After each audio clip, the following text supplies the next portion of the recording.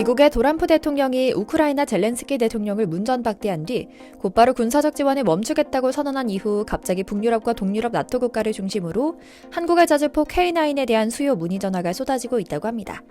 당장의 영국 런던에 미국 빼고 유럽 국가들이 모여 대책을 강구하면서 러시아로 반출이 금지된 4조 원가량의 돈을 우크라이나에 대출하겠다는 약정을 하고 또 주변 국가들도 자체적으로 무장 수혜를 높여가고 있는 건데요.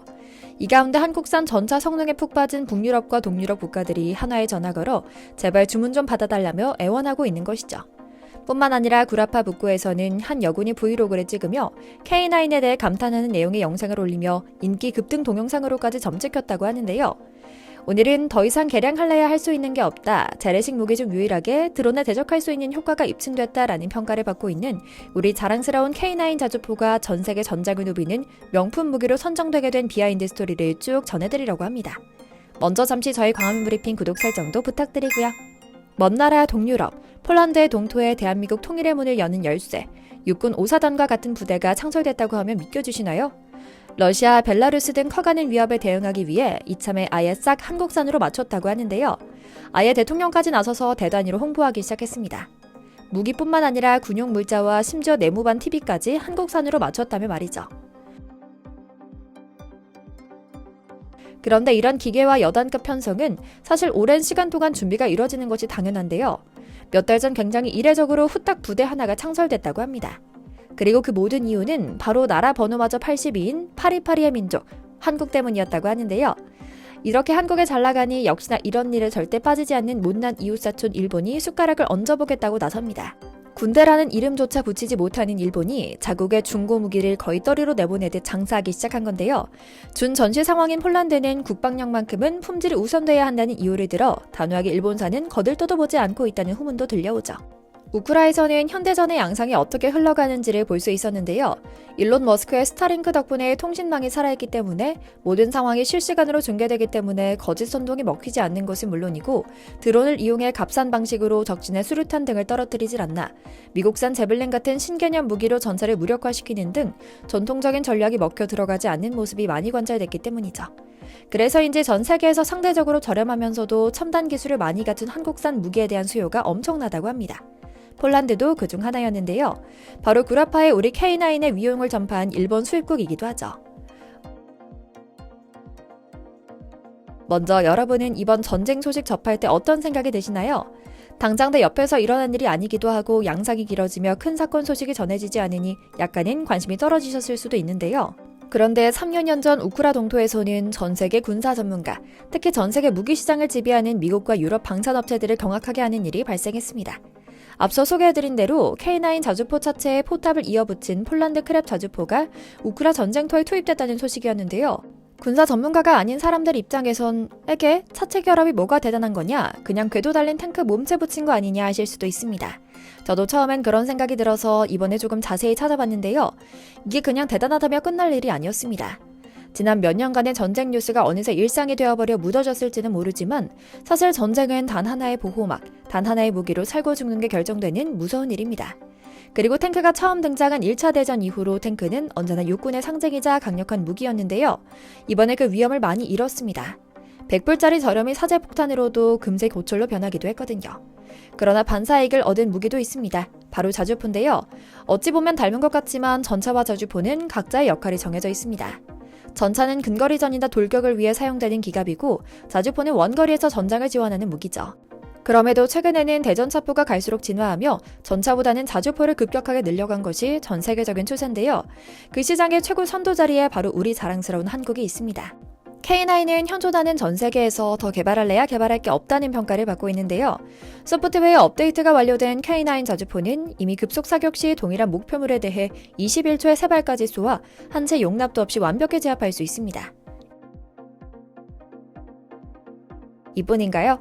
영하 40도가 넘는 혹한의 기후 속에서도 차대가 얼지 않는 데다 탄을 장전하고 도준하고 쏘는 모든 과정이 자동화되어 있기 때문에 말 그대로 지구 어느 곳에서도 엄청난 실력을 발휘할 수 있는데요. 실제로 K9을 통으로 수입해간 핀란드와 노르웨이에선 북극 기후에서 기동시험과 훈련을 밥 먹듯 하고 있는데도 결함 보고는 한 번도 접수되지 않았다고 합니다. 앞서 말씀드린 여군의 브이로그에 등장한 것도 바로 이런 혹한기 훈련대의 모습으로 보이고요. 그런데 사실 우리 K9이 처음부터 좋은 평가를 받고 전쟁터를 누빈 것은 아니었습니다. 폴란드로 처음 수출길이 열린 과정도 순탄치 않았거든요. 당시에는 유럽에서 실전 경험이 없다는 이유로 완제품을 수출하지도 못했고 아래 차지만 보내야만 했기 때문에 다른 제품들과의 호환도 중요했기 때문이죠. 때는 1999년 나토에 갓 가입한 폴란드는 나토 규격에 맞는 신형 무기로 변화를 꾀하던 중 영국제 자주포를 기반으로 한 크랩 자주포를 만들게 됩니다. 크랩은 영국의 BAE 시스템즈가 생산하는 AS-90 자주포의 포탑과 폴란드가 개발한 차세대 범용 플랫폼 UPG-NG를 결합하는 방식으로 설계되는데요. 폴란드는 UPG-NG 자체를 사용해본 후 향후 폴란드에서 제작하는 모든 차세대 장갑차에 해당 차체를 사용할 예정이었죠. 얼마 후 폴란드의 방산 공기업 부마르가 만든 열대의 시제품이 폴란드 육군에 인도되는데요. AHS 크랩을 인도받은 폴란드 육군은 채 몇 달이 지나지 않아 이런 고물은 도저히 사용할 수 없다라며 불평을 쏟아냈습니다. 주행 중 차체에 균열이 가거나 서스펜션이 파손되는 것은 물론이고 사격을 하면 반동 때문에 차체가 출렁이듯 춤을 추는 현상이 발생했기 때문입니다. 애초에 UPG-NG는 자주포용 차체로는 불가능한 모델이었습니다. 보병 전투 장갑차와 같은 경량 장갑 차량으로 사용하기 위해 개발되었기 때문입니다. 그런 차체에 엄청난 반동이 발생하는 52 구경장 155mm 곡사포를 얹었으니 차체가 온전할 리가 없었죠. 차체 안정성이 엉망이다 보니 화포 정확도는 말할 것도 없었습니다. 자주포의 차체가 반동을 제대로 받아내지 못하기 때문에 화포의 방해로 흐트러져 엄청난 오차가 발생했죠. 크랩의 성능에 분노한 폴란드 육군은 이런 자주포를 쓰라는 거냐며 이에 크랩 자주포를 없애버리자는 제안까지 했습니다. 그러나 영국의 눈치를 봐야 했던 폴란드는 2014년까지 문제를 해결하겠다며 군을 달랬죠. 그러나 2014년이 되어서도 차체 결함은 고쳐지지 않았습니다.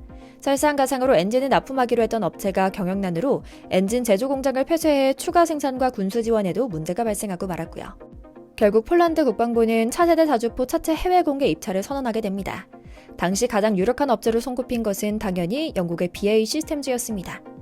영국은 폭탑이 AS-90이니 당연히 차체도 AS-90을 써야 한다고 주장했죠.